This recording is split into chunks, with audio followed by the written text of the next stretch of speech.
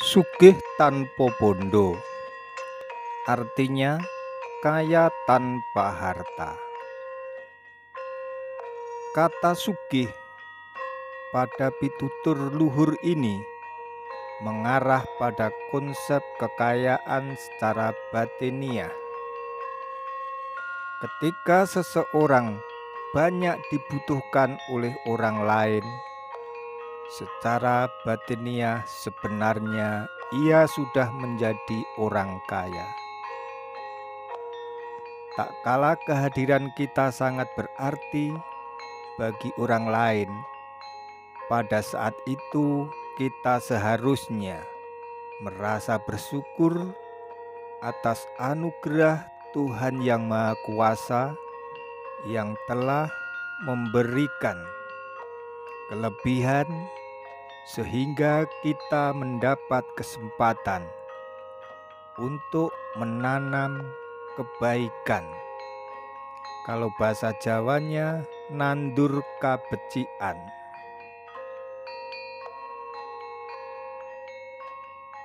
Digdaya tanpa aji, artinya tak terkalahkan tanpa kesaktian. Kata digdaya artinya tidak terkalahkan dengan segala jenis senjata. Kata aji artinya kesaktian, bisa berupa mantra, misalnya lembu sekilan, bolo sewu, sosrobirowo, atau benda, misalnya keris, akik, pedang, godho wesi kuning, atau panah. Digdaya atau sakti secara batinlah yang terjadi ketika kita tidak punya musuh, tidak pernah menyakiti hati orang lain, tepo sliro, tenggang rasa. Tentunya itu akan membuat kita menjadi orang merdeka yang tentram, ayem atau tidak terusik, dan lerem atau mengedepankan pikiran. Luruk tanpa bolo artinya menyerbu tanpa pasukan.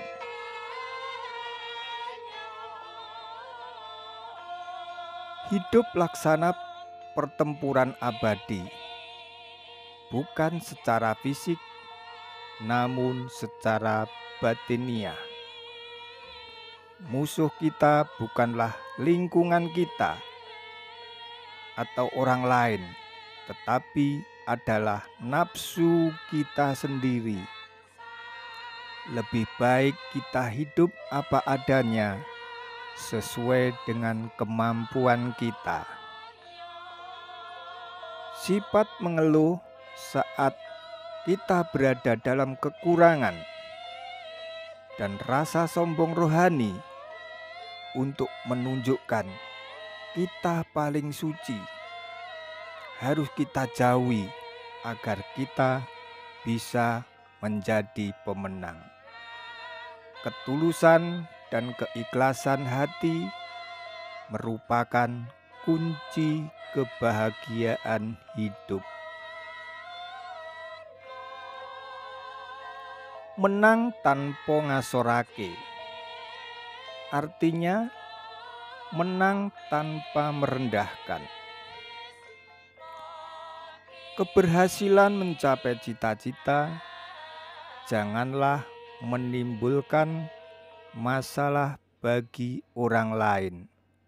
Sebaliknya, keberhasilan yang kita capai mungkin harus memberi manfaat bagi orang lain, sehingga dalam keberhasilan kita tidak terkandung kesedihan orang lain. Terima mawi pasrah, artinya menerima dengan pasrah. Baik buruk yang terjadi pada kita selalu mengandung hikmat. Dari yang baik yang terjadi pada kita bermakna bahwa kita seyogyanya harus melakukan yang lebih baik, dan buruk yang terjadi pada kita juga dapat kita maknai bahwa kita harus berintrospeksi diri dan mencari yang benar. Segala sesuatu yang terjadi ada maksud dan tujuan dari Tuhan yang Maha Kuasa. Suwung pamrih tebih ajrih, artinya jika tanpa pamrih tidak perlu takut. Apalah artinya tangisan hanya gara-gara ingin dipuji, dibalas, atau diberi, jika kemuliaan jauh dari kita.